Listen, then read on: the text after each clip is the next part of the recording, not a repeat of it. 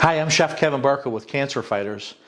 Please have a seat at our table today when we explain some new exciting recipes. And if you have questions or comments, please leave it in the comment section and we'll follow up with you right away. So again, bon appetit. Okay, next up we have the beet hummus. And I love hummus and I love beets, so this is going to be one of my favorite recipes. And very simple. The toughest part of this is to roast the beets. It takes about 40 to 50 minutes, depending on your oven, to roast the beets.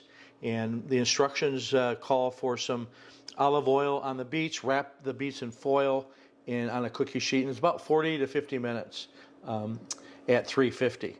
Then after those are roasted and cooled, right here, give it a chop, and then we're going to very simply make the hummus. And with that, we have the garbanzo beans in the food processor, and we're going to go ahead and add all of the rest of the ingredients, which are the beets, the tahini, and again, I can't stress enough the importance of obviously doing the mise en place ahead of time, so everything is measured out and ready to go. The lemon juice and olive oil.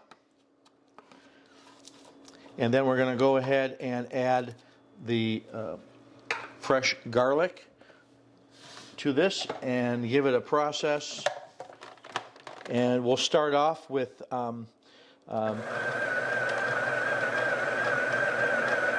getting it combined, and then we'll start to pulse it a little bit.